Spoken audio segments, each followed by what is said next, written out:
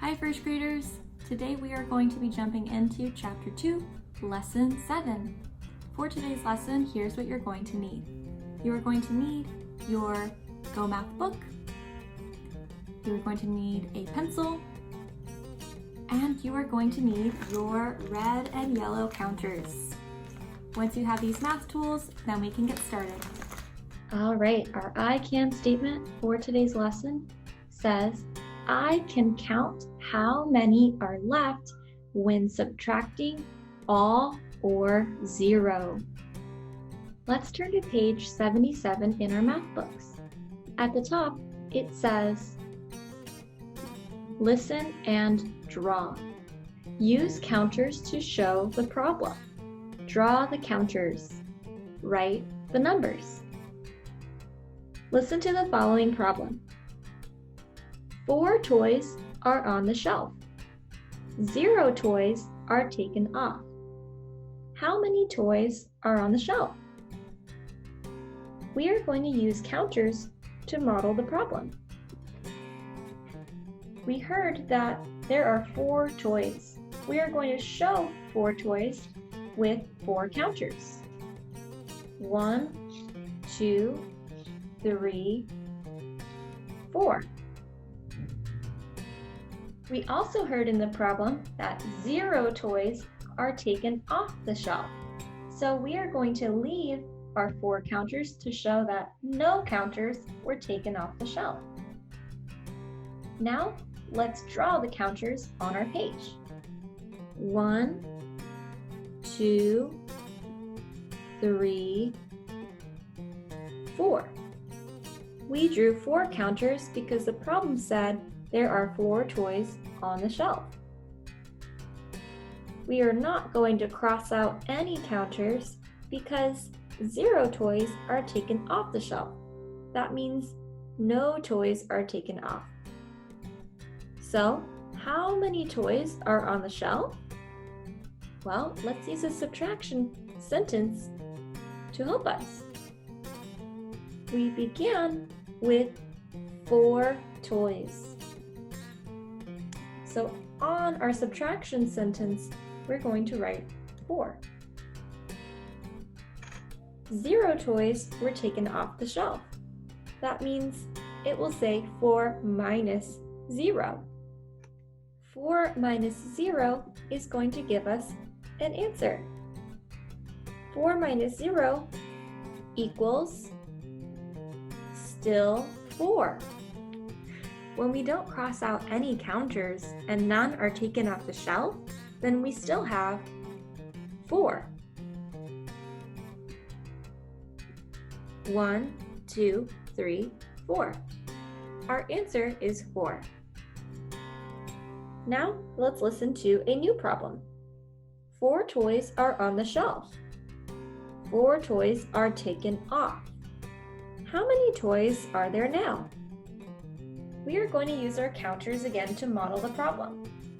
It said that 4 toys are on the shelf. 1, 2, 3, 4. Then it said 4 toys are taken off. 1, 2, 3, 4. How many toys are there now? Do we see any counters? No. So here's how we're going to draw what we just did with our counters. Take your pencil and we are going to draw the 4 counters that we started with. 1, 2, 3,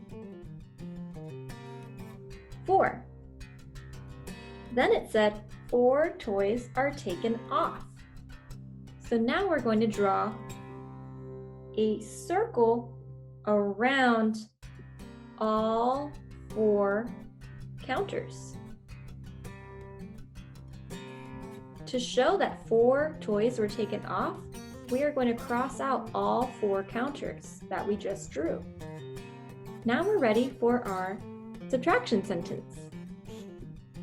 In our problem, we started out with 4 toys on the shelf. After that, we know that some toys were taken off the shelf. 4 toys were taken off the shelf. When we start with 4 and then we take 4 away, now we have 0. Let's say our subtraction sentence together. It says 4 minus 4 equals 0. Let's turn to page 78 in our math books. At the top, it says model and draw. When you subtract 0, how many are left? Well, let's take a look at the picture on the left. We see there are 5 frogs on the log, and none of them are leaving. So there are still 5 frogs on the log. 1, 2, 3, 4, 5. That means we can trace the numbers in our subtraction sentence to say this. 5 minus 0 equals 5. Now let's take a look at the one next door. On the right, it says, when you subtract all, how many are left? If we take a look at the picture, we can see that we are starting with 5 and all of them are leaving. All 5 frogs are leaving.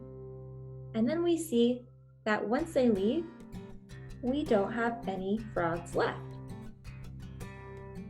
So now we can trace the numbers in our subtraction sentence. We started with 5 frogs. 5 of them left, so 5 minus 5. When 5 frogs left, that means there are 0 frogs left. So what rule can we make for subtracting 0 from any number? Let's look at our problem on the left again. When we subtract 0 from a number, the difference is always the number that we started with. Now, let's look at the problem on the right. What rule can we make for subtracting all? When we subtract a number from itself, the difference is always 0. Now let's take a look at share and show. The directions say, use the picture to complete the subtraction sentence. Number 1 shows us this picture. We are starting out with a number of frogs on the log. Let's count how many frogs we're starting with. 1, 2. We're starting with 2. That means as the first number in our subtraction sentence, we are going to write the number 2. 2 frogs on the log. The next part of our subtraction sentence says minus 0. 2 minus 0. That means none of them are leaving. If none of them are leaving, then how many frogs are still on the log? Let's count. 1, 2.